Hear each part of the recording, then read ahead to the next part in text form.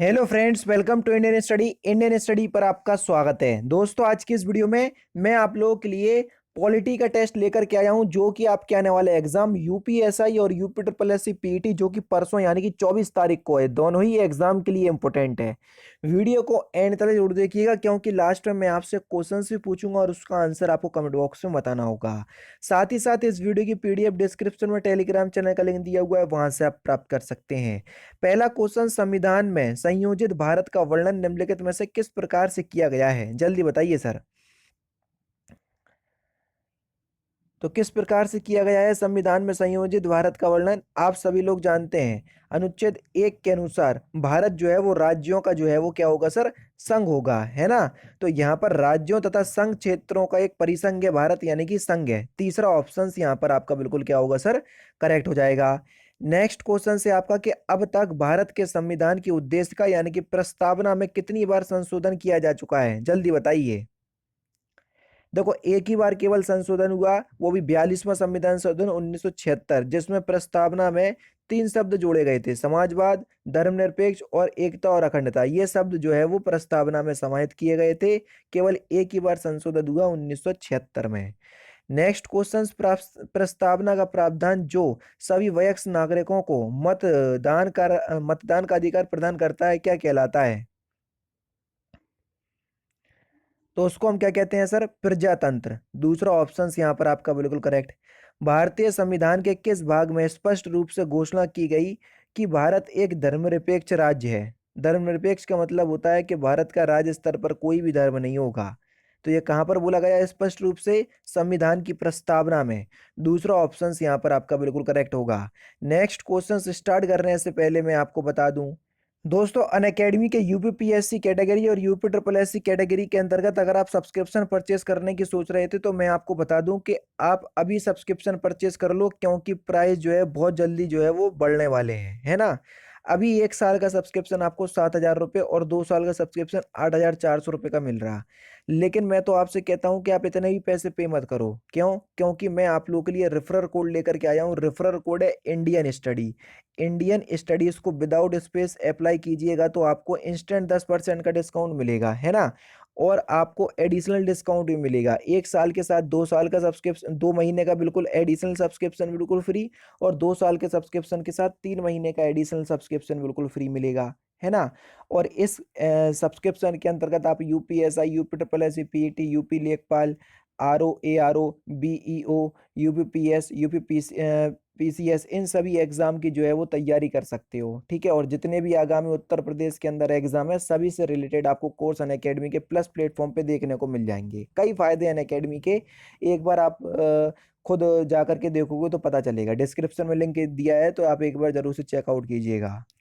Next question से आपका कि 42वें संविधान संशोधन 1976 द्वारा प्रस्तावना में किस शब्द को नहीं जोड़ा गया? अभी हाल ही मैंने आपको बताया, धर्मनिरपेक्ष जोड़ा गया, समाजवादी जोड़ा गया, एकता और अखंडता जोड़ा गया। गुट निरपेक्ष शब्द को नहीं जोड़ा गया। तीसरा ऑप्शन करेक्ट। सामाजिक समता का मतलब क्या होता है? जल्दी बताइए। सामाजिक समता, सामाजिक समता का जो मतलब होता है वो क्या होता है सर? भेदभाव का अभाव। तीसरा ऑप्शन करेक्ट। किसी भी लिंग, जाति अर्थात किसी से भी भेदभाव नहीं किया जाएगा। भारतीय संविधान की आत्मा किसे कहते हैं? देखो, ये क्वेश्चंस 2 तरीके से पूछा जाता है। फिलहाल इस क्वेश्चंस का आंसर बताओ, सेकंड फिर मैं बताता हूँ। देखो, भारतीय संविधान की आत्मा प्रस्तावना को कहा जाता है। अगर कहीं एग्जामिनर ये पूछता कि डॉक्टर भीमराव अंबेडकर के अनुसार भारतीय संविधान की आत्मा, तो संवैधानिक उपचार अनुच्छेद 32 को कहा जाता है वो, ठीक है। दोनों अलग है। हमारे संविधान में न्यायिक समीक्षा की धारणा किस देश के संविधान से ली गई है? तो ये कहाँ से ली गई है सर? यूएसए के संविधान से ली गई है। दूसरा ऑप्शन करेक्ट। भारतीय संविधान में सुदृढ़ केंद्र के साथ संघीय प्रणाली कहाँ से ली गई है? तो ये कहाँ से ली गई है? तो सही आंसर हो जाएगा संघीय प्रणाली, कनाडा से। दूसरा ऑप्शन करेक्ट। स्थानीय सरकारें आधार हैं किसका? जल्दी बताइए। तो स्थानीय सरकारें किसका आधार है?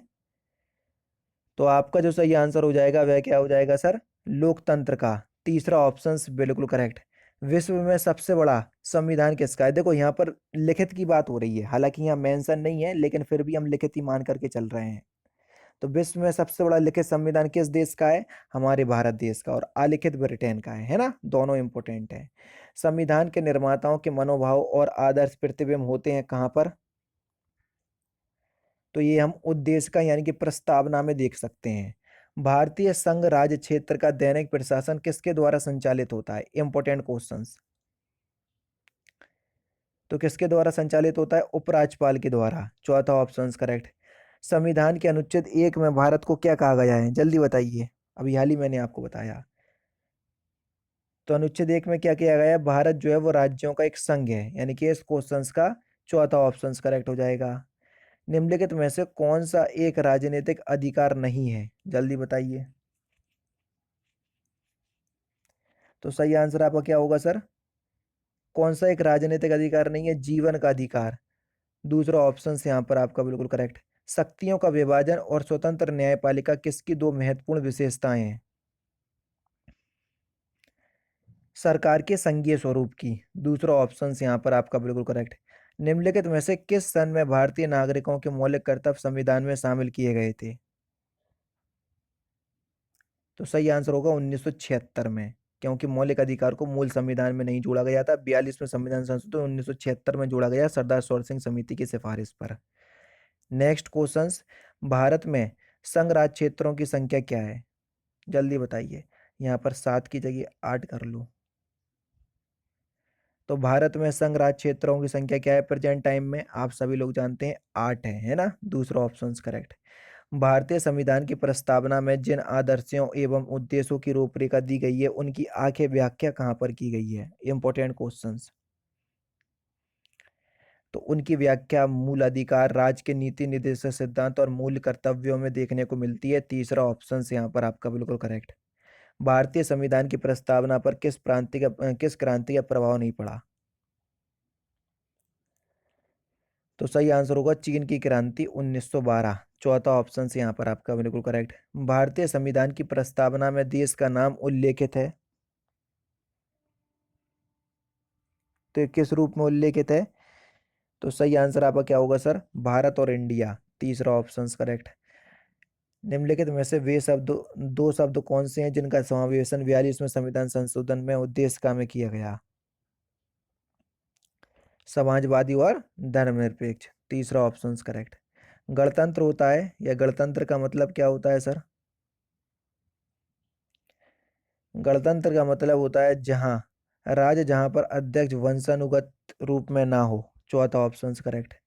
निम्नलिखित में से किस देश में लोग संविधान का संशोधन करने में भाग लेते हैं? Important questions. तो सही आंसर होगा सर स्विट्जरलैंड।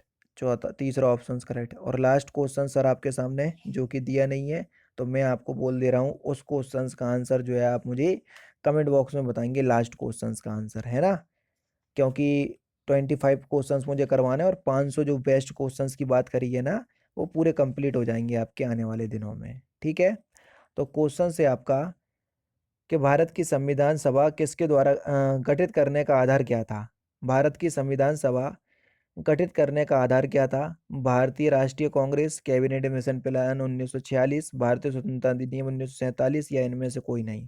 तो इस क्वेश्चंस का आंसर आप मुझे कमेंट बॉक्स में बताएंगे। दोस्तों ये थे आपके 25 संविधान के इंपॉर्टेंट क्वेश्चंस जो कि आपके आने वाले exam UPSI, UP triple SC, PT, इन सभी एग्जाम के लिए बहुत ज़्यादा इंपॉर्टेंट है।